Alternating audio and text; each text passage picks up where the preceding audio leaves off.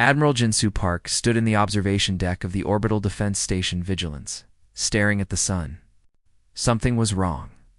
After 20 years of watching Earth's star, he knew its light like he knew his own heartbeat.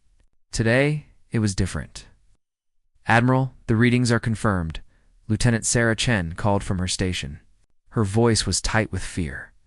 "Solar output has decreased by 0.3% in the last hour." Jinzu felt his stomach drop. 0.3% might sound small, but the sun did not change that fast. Not naturally. He moved to the main console, his mind racing through possibilities. Solar storms. No, those increased output. Equipment failure? Every station in the solar system was reporting the same thing. "Get me Dr. Volkov at Solar Dynamics," he ordered. "And wake up everyone. This is not a drill." Within minutes, the station buzzed with activity. Scientists, soldiers, and engineers crowded around displays showing impossible data. The sun was dimming, and it was accelerating. Dr. Elena Volkov appeared on the main screen. The Russian scientist looked like she had not slept in days. Behind her, Jinsu could see dozens of people working frantically. "Admiral, we have detected massive structures materializing around the sun," Elena said without greeting. "They appeared 30 minutes ago. We are calling them Dyson harvesters." "Harvesters?" Jinsu asked. "What are they harvesting?" Elena's face was grim. "Our sun, Admiral Wu. They are draining it." Before Jinsu could respond, every screen in the station went white. Then a face appeared. It was not human. The creature had 4 eyes arranged in a square pattern, skin like polished metal, and a mouth that moved in ways that made Jinsu's head hurt. "Primitive species of Sol 3, the alien said. Its voice was translated by some technology Jinsu could not understand. "I am Overlord Jask of the Kothran Coalition. Your star has been claimed under Harvest Protocol 77. You have 72 hours to evacuate your planet before complete solar drain begins." The alien's 4 eyes seemed to focus directly on Jinsu. "Do not attempt resistance. We have seized 43 star systems using this method. Your technology is inferior. Your weapons are meaningless. You are insects watching giants work. Accept your fate with dignity." The transmission ended. For a moment, the station was completely silent. Then everyone started talking at once. Jinsu raised his hand for quiet. "Lieutenant Chen, get me the president. Everyone else, battle stations." "I do not care what that thing said. We are not giving up our sun." On Earth, panic was spreading faster than news ever had. People looked up at the sky and saw their sun growing dimmer. They knew what it meant.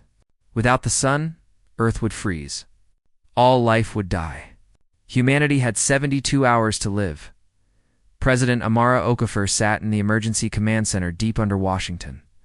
Around her, the leaders of every nation on Earth appeared on screens. For once, there were no arguments about borders or politics. They all faced the same death. "Madam President," her chief of staff whispered. "Protocol Prometheus. It is time." Amara closed her eyes. She had hoped this day would never come.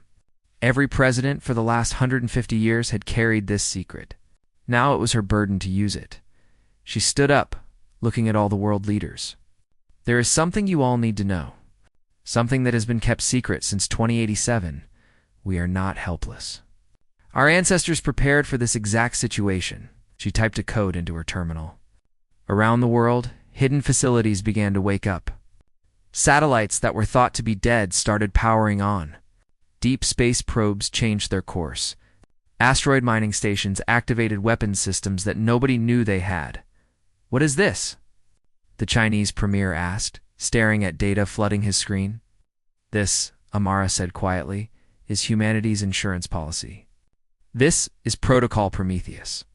Back on Vigilance, Jinsu received new orders. They made no sense. He was told to prepare the Deep Space Relay Network for something called Solar Ignition Sequence. He had never heard of it. "Sir," Lieutenant Chen said slowly, "I am detecting power signatures across the solar system. Hundreds of them. Maybe thousands. They are all human-made, but I have never seen these designs before." Jinsu pulled up the data. His hands started shaking. The power signatures were coming from satellites and probes that were over 200 years old. Machines that should have been dead, yet they were all coming online, all pointing at the sun. What did our ancestors build? He whispered below. On Earth, people stopped panicking as they saw something new. Lights in the sky. Thousands of lights, all human-made, all moving with purpose. They did not know what it meant, but they felt something shift. Hope, maybe, or something more dangerous. In the depths of space, the Cathoran harvester ships continued their work. They had done this dozens of times before. These humans would die like all the others. Overlord Jask was already planning which system to harvest next. He did not notice the old human satellites moving into position. He did not see the power building in humanity's hidden network. He did not understand that humans had spent 2 centuries preparing for this moment, but he would learn. They all would, because humanity had a secret. They had turned their greatest weakness into their ultimate weapon. And in 72 hours, the Kosarin Coalition would discover what happens when you threaten a species that loves its sun enough to die for it, the dimming continued. But now, humanity was ready to fight back. They tried to seize our sun. But the moment our signal fired, their armadas saw. Part 2. The inheritance of the year was 2087. Dr. James Conquo sat in his laboratory at the International Space Research Center, staring at data that terrified him.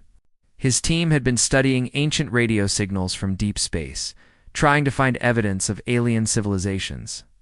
What they found was much worse. Look at this pattern, he told his colleague, Dr. Yuki Tanaka. On the screen were energy signatures from 12 different star systems. These stars all died the same way. Not naturally. They were drained. Uki leaned closer. Are you saying someone is killing stars? Not someone. Something.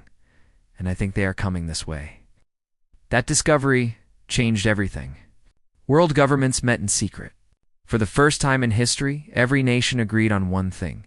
Humanity needed to prepare for an enemy they had never met.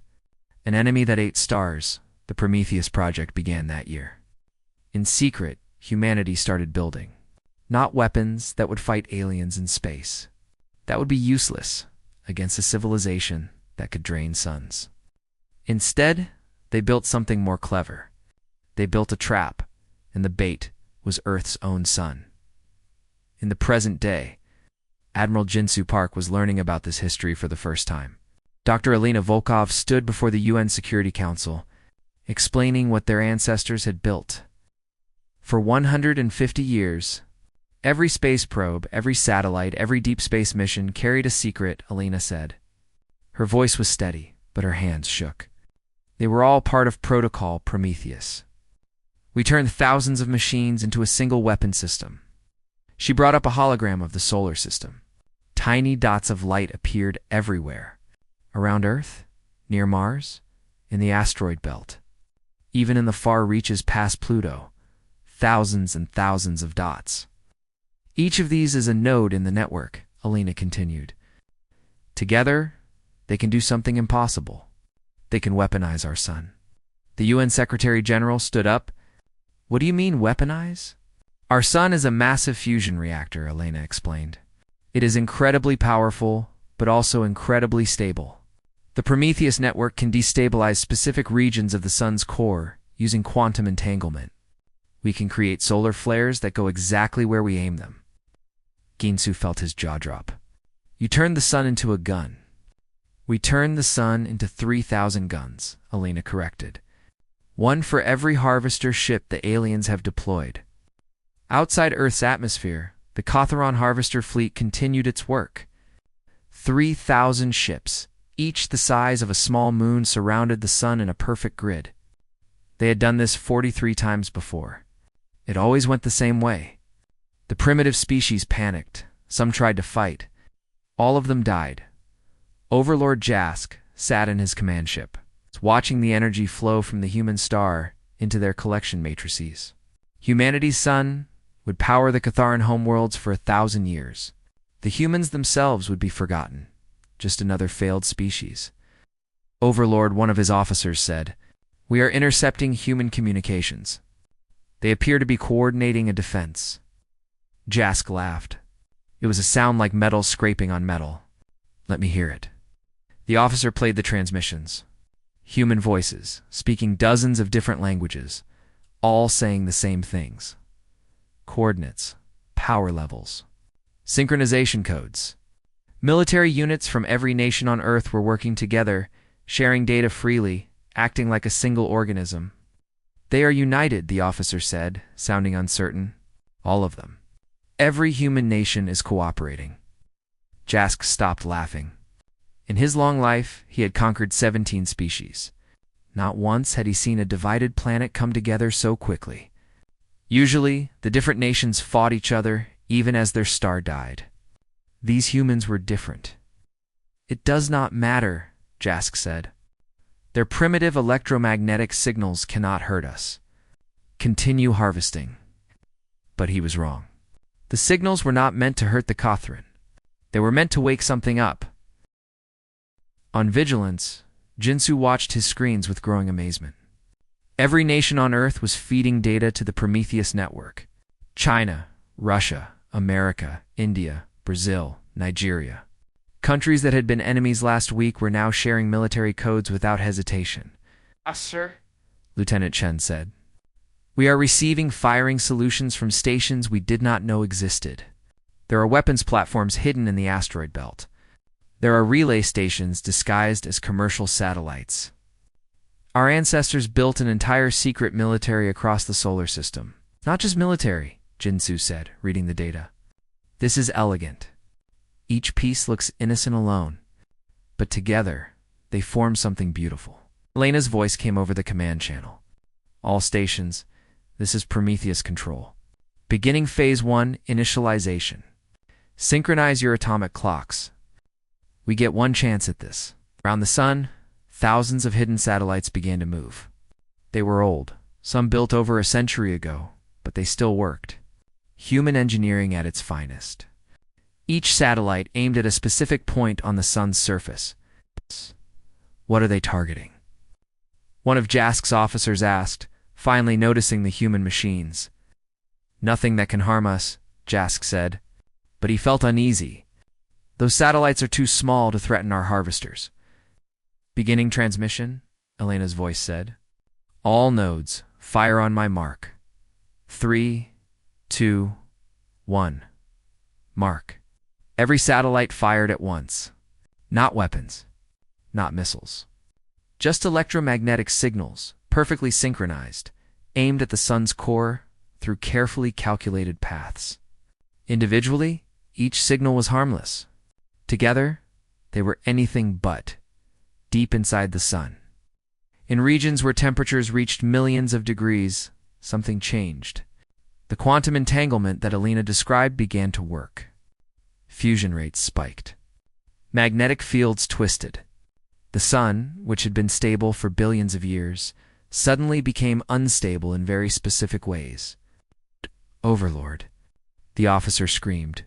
Solar activity is increasing. The stars the sun erupted. A massive solar flare, larger than Jupiter, burst from the surface. But it did not spread randomly. It moved with purpose, guided by humanity's network. It curved through space like a living thing. Following magnetic field lines that the Prometheus satellites created, the flare hit 12 harvester ships and vaporized them. Instantly, Jask stood frozen in shock. That is impossible. You cannot aim a solar flare. It is like trying to aim an ocean wave. But humans had done it. They had spent 150 years learning how to aim the ocean. Phase 1 complete, Elena reported. All nodes performed within acceptable parameters. Preparing Phase 2. Jinsu allowed himself a small smile. The aliens had come to harvest humanity's sun. They thought humans were insects. They were about to learn that even insects can bite, and humanity's bite burned with the fury of a star. They tried to seize our sun. But the moment our signal fired, their Armadas saw. Part 3. The signal overlord Jask watched 12 of his harvester ships die in flames. And for the first time in 300 years, he felt fear. The solar flare should have been impossible to control. Natural laws said it could not be done. Yet these primitive humans had done it. All ships, emergency shutdown of harvester beams, Jas commanded. Pull back to defensive positions. But it was too late. The harvester ships were locked into extraction mode. It took 30 minutes to safely power down the massive energy collectors. They were sitting targets, unable to move, unable to dodge, and the humans knew it. Second wave incoming, one of his officers shouted. Another solar flare erupted from the sun's surface. Then another, and another. Each one moved with surgical precision, bending through space to strike harvester ships. The humans were firing the sun like a weapon, and Jask's fleet could not escape. On vigilance, Admiral Jinsu Park coordinated the defense of humanity with a precision that would have been impossible a week ago. Every nation's military was linked through the Prometheus network. Chinese fighters worked with American cruisers. Russian weapons platforms shared targeting data with African defense satellites. Humanity fought as one species. Third wave successful, Lieutenant Chen reported. 23 enemy harvesters destroyed.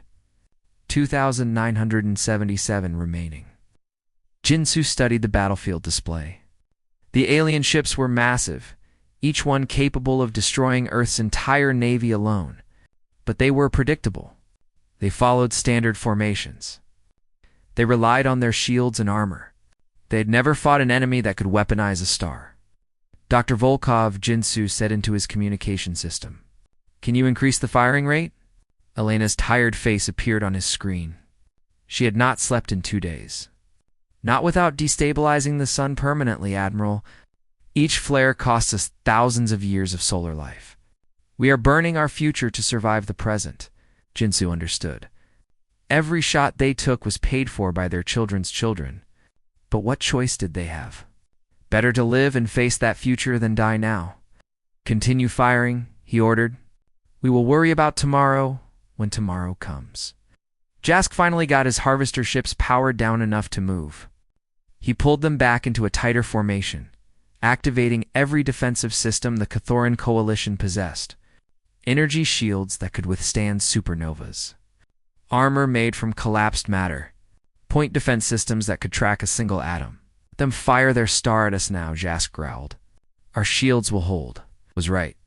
The next solar flare hit his defensive formation and dissipated harmlessly against their shields. The humans had surprised him once, but his technology was still superior. He just needed to weather this storm, then he would crush these insects personally. But then something changed. The human signals shifted. The electromagnetic pulses from those thousands of satellites began transmitting in a different pattern. Instead of just triggering solar flares, they were doing something else. Something Jask's sensors could not identify. What are they doing now? He demanded his science officer studied the data, her 4 eyes widening in shock. Overlord, they are not just firing randomly. They are encoding information directly into the sun's magnetic field. They are creating a memory inside the star itself. A memory? Jask repeated. What does that mean? Elena Volkov could have explained it to him. For 150 years, humans had been feeding data into the sun. Every ship that entered the solar system. Every piece of debris. Every magnetic anomaly. The Prometheus network had turned humanity's star into a massive computer. It's one that remembered everything within the heliosphere. Activating Phase 2, Alina announced to all human forces. Solar memory system online. Predictive targeting enabled. Now, when the human satellites fired, the solar flares did not just aim at where the alien ships were. They aimed at where the ships would be. The sun remembered how Cathoran vessels moved, how they dodged, how they thought, and it used that memory to strike with impossible accuracy. Jask watched in horror as a solar flare curved around his flagship's shields, came from behind, and destroyed 2 cruisers that were supposedly safe. How did they know we would move there? Another flare split into 3 streams, each one targeting a ship that was trying to retreat. The humans had not just weaponized their sun. They had given it intelligence. All ships deploy dreadnoughts, Jask commanded. If his harvesters could not survive, he would bring in his warships. Ships designed specifically to fight in solar environments. Ships that had conquered empires. From the edge of the solar system, massive vessels began jumping in. The Kothran dreadnoughts were monsters of war, each one armed with weapons that could crack planets. Jask deployed 50 of them, confident that even weaponized, solar flares could not stop his finest warships. He was about to learn another lesson about humanity. They did not just prepare for the enemy they expected. They prepared for every possibility. Jinsu saw the dreadnoughts appear on his scanners. His heart sank. Those ships could withstand solar storms. The Prometheus network might not be enough. "Admiral, we have a problem," Lieutenant Chen said quietly. "The dreadnoughts have adaptive shielding. Our solar flares are only doing minimal damage." Ginsu was about to respond when Elena's voice cut through the command channel. She sounded excited. "Admiral, I need your fleet to do something crazy. Can you get close to those dreadnoughts?" "Close?" Jinsu repeated. "Our ships will be destroyed if we get within their weapons range." "Trust me," Elena said. "I need your ship's magnetic fields to create markers. The sun needs to know exactly where those dreadnoughts are." Ginsu understood instantly. The Prometheus network was powerful, but it was not perfect. It needed help targeting the heavily shielded dreadnoughts. It needed human ships to paint the targets. He looked around at his crew. They were scared. They knew this meant flying into certain death. But not one of them hesitated. "All ships," Jinzu announced to the human fleet. "This is Admiral Park. We are going in. For Earth, for humanity, for our sun." Every ship in the human defense fleet, from massive carriers to tiny patrol boats, turned toward the alien dreadnoughts. They were hopelessly outgunned. Their weapons would barely scratch the enemy's armor, but they were not meant to fight. They were meant to mark targets. The human fleet charged forward.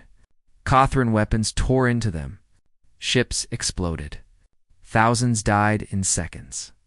But the survivors reached their positions, surrounding the dreadnoughts, their magnetic fields creating perfect beacons for the Prometheus network. "Targets marked," Jinsu reported. His ship was shaking from enemy fire. "Elena, do it now." The sun erupted like it had never erupted before. Not one flare. Not 10. Hundreds. The entire star seemed to pulse with rage, as if it understood that its children were dying and wanted vengeance. Solar plasma, guided by the human fleet's sacrifice, poured through the dreadnought's shields. The shields were designed to deflect attacks from outside. They could not stop attacks that were already inside their perimeter, attacks guided by human ships that had positioned themselves perfectly. 50 Kothran dreadnoughts died in fire, and with them died Jask's confidence. "They're not fighting a normal battle," his science officer whispered. "They have turned their entire solar system into a single weapon. We are not facing a species. We are facing an organism. A living system that thinks and fights as one." Stared at the burning remains of his finest warships. He had one option left. He sent an emergency transmission to the Coalition homeworlds. "Send everything. These humans must be destroyed, whatever the cost." The response came back immediately. 15,000 ships are being deployed. "Hold your position." Jask smiled grimly. 15,000 ships. The full might of the Coalition. Surely that would be enough to crush these insects. He did not know that humanity was just getting started, and that their sun still had secrets to reveal. They tried to seize our sun. But the moment our signal fired, their Armadas saw. Part 4. The Price of Stars. Dr. Elena Volkov stood in the Prometheus control center, surrounded by screens showing solar data. The numbers made her want to cry. Every solar flare they fired shortened the sun's life. Every pulse of the weapon system burned away humanity's future. "How long?" President Amara Okafor asked quietly. She had come to the control center to see the truth for herself.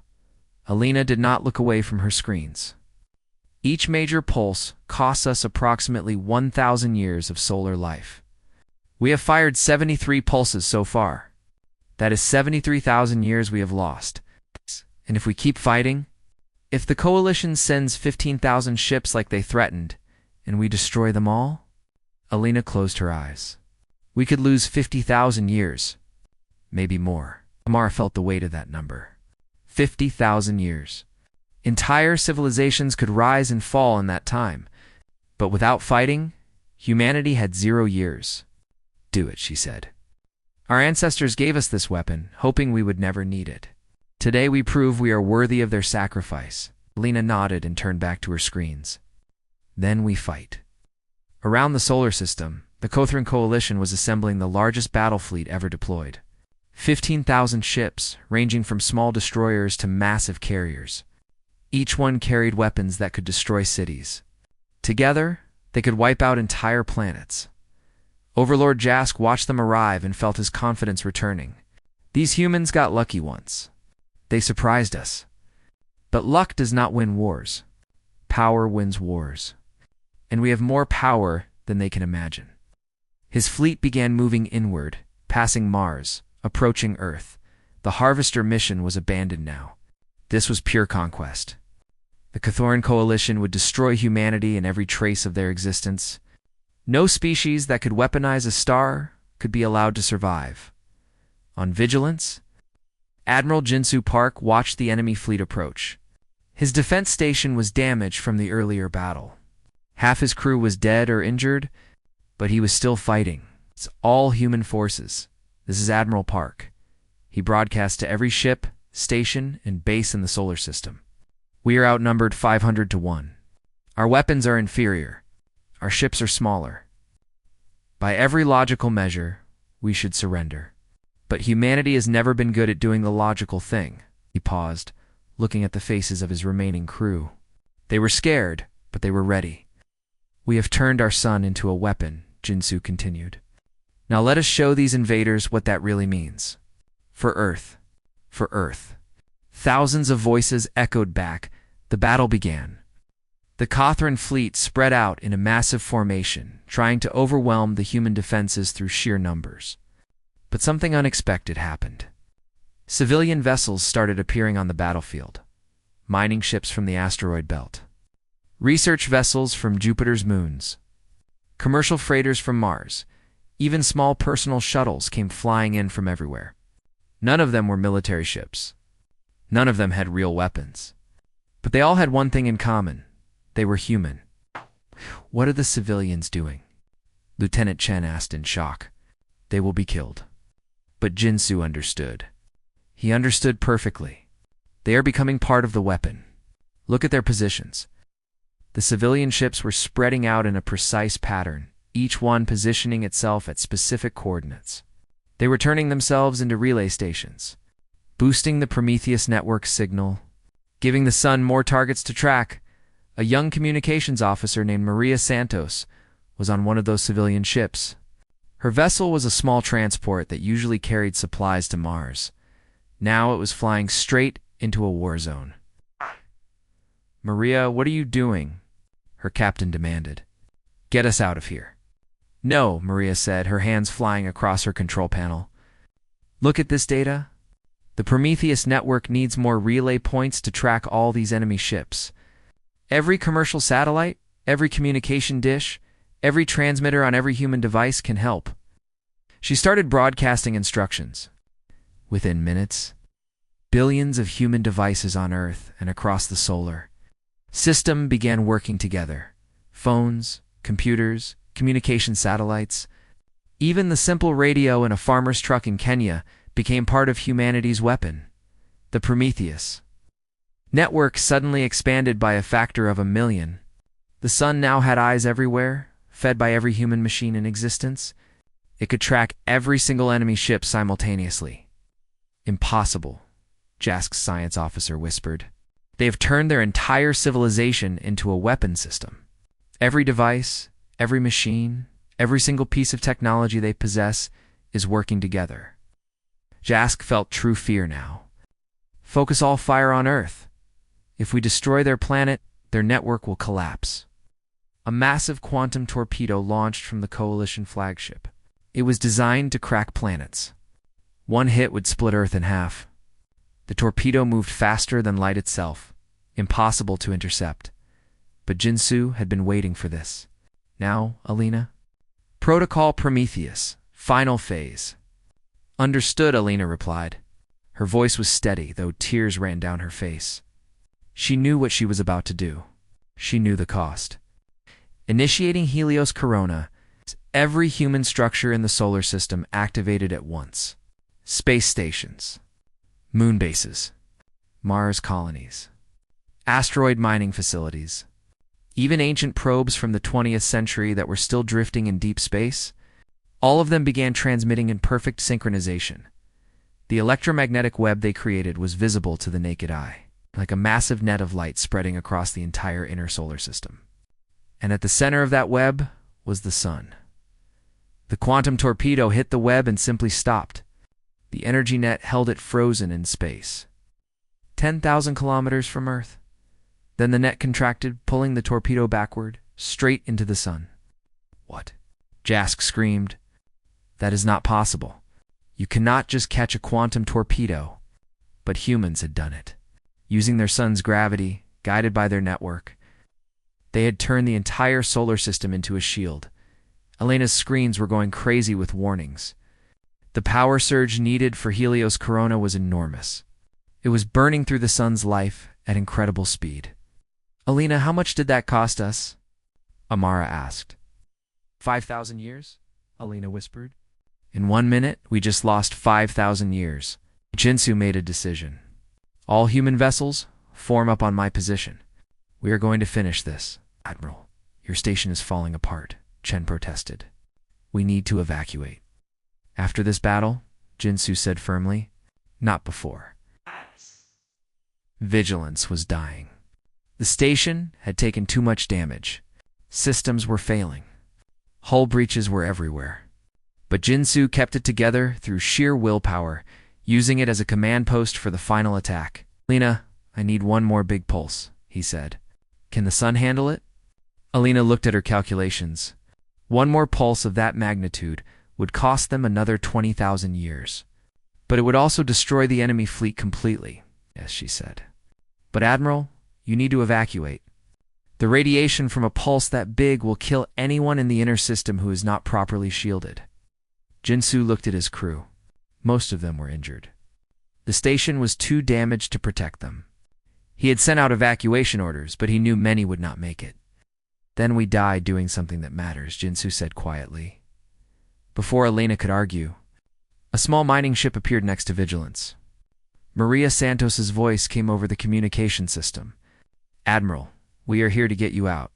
What? Maria, no. You need to, with respect, sir. Shut up and get on my ship. You have 30 seconds before I drag you aboard. Jinsu smiled. Then he started laughing. Even facing death, humans refused to give up on each other. All crew, evacuate to civilian vessels. That is an order. As his crew scrambled to the escape pods, Jinsu transmitted one final message. Alina, fire everything. Let us show them why you do not threaten our sun. The sun exploded with light. Not a normal solar flare. This was something beyond nature, beyond science. This was humanity's rage made real, powered by a star. Guided by billions of human devices working as one mind, the Helios Corona expanded like a living thing. Reaching out with tendrils of plasma, finding every enemy ship wrapping around them, crushing them with the fury of a weaponized sun, 15,000 Cathuran ships died in less than 5 minutes, Overlord. Jask had just enough time to send one final transmission before his flagship was vaporized. Warning to all coalition forces. Never approach the Sol system. The humans have not just weaponized their star. They have become one with it. They are no longer a species. They are something new. Something terrifying. Stay away. Stay away. Stay. The transmission ended in fire. Jinsu made it to Maria's ship just as Vigilance broke apart.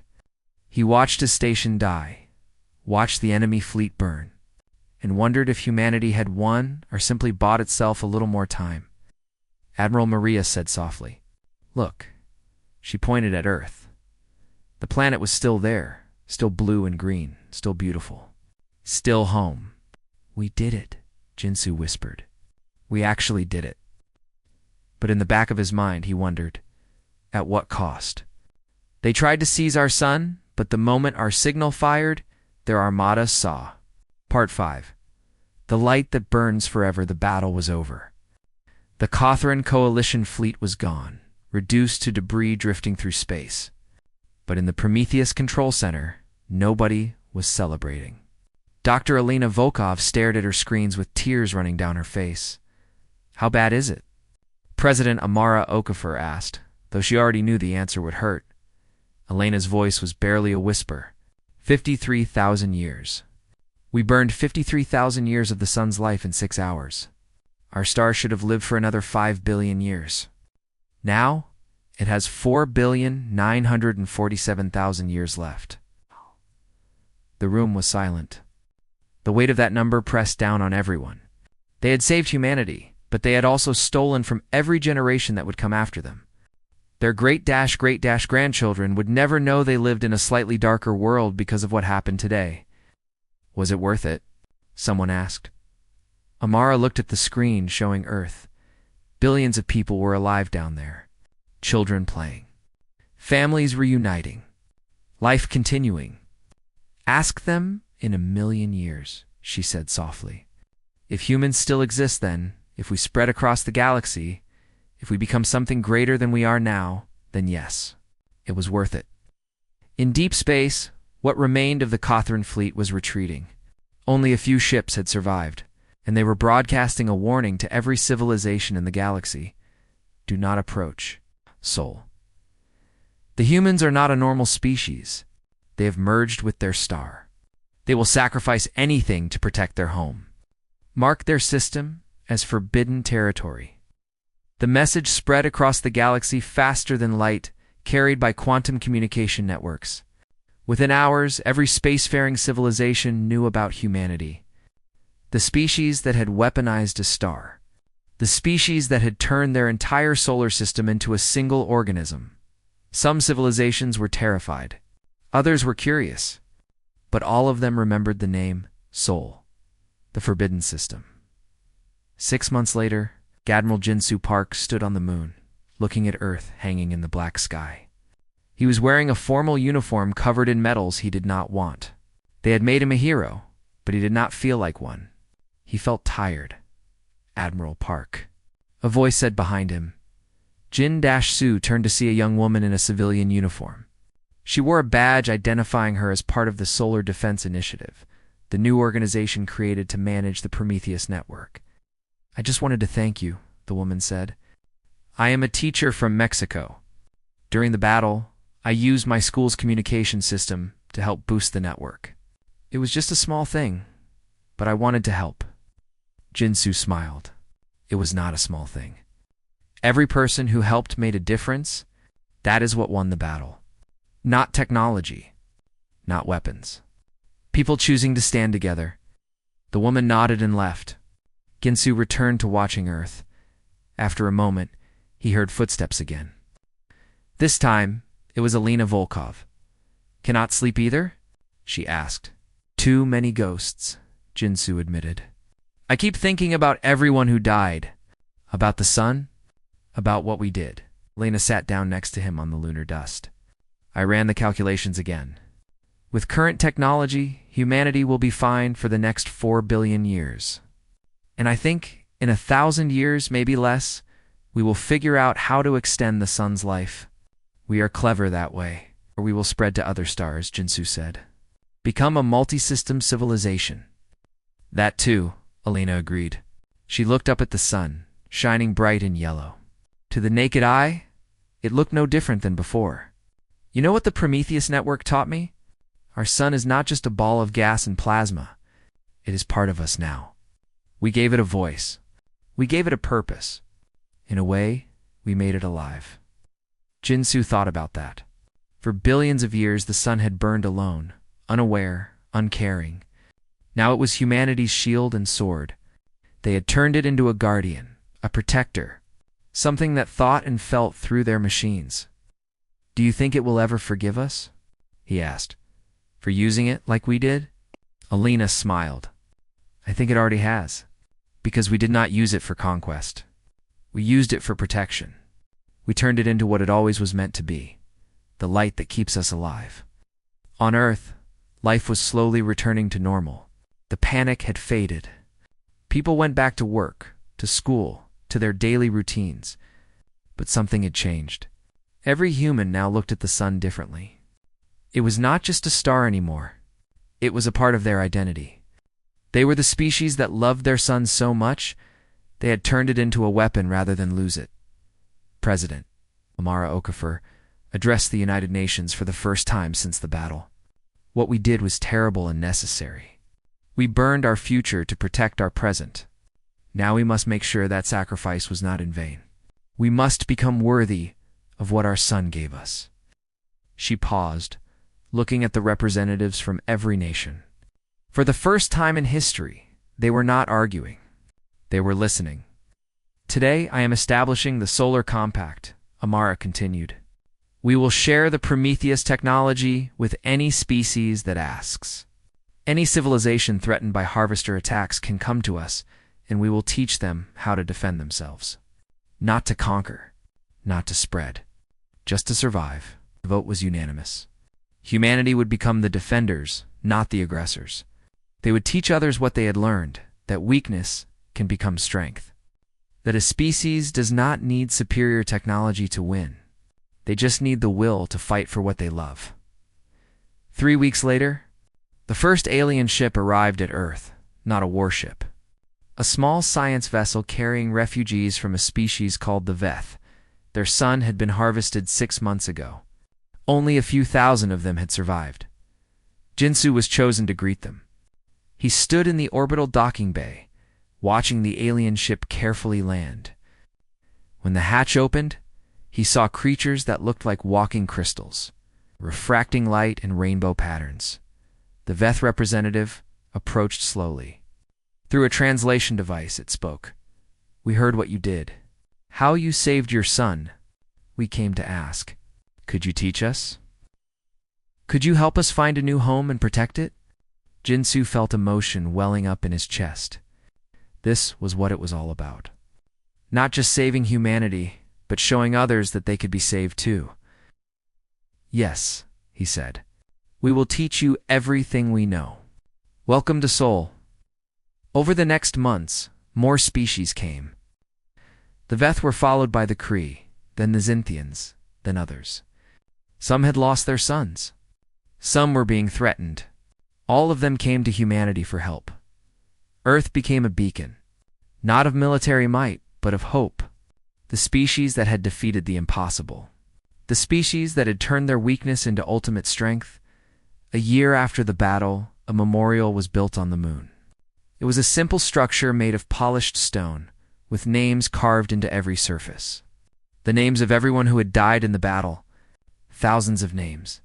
Soldiers, scientists, civilians, people from every nation on Earth. At the base of the memorial, they carved a message. They tried to take our light. We showed them we are the light, and Sue visited the memorial often. He would read the names, remember the faces, honor the sacrifice. And every time he would look up at the sun and feel its warmth on his face. One day, a young student asked him, Admiral Park, was it worth it? Was everything we lost worth what we gained? Jinsu thought for a long time before answering.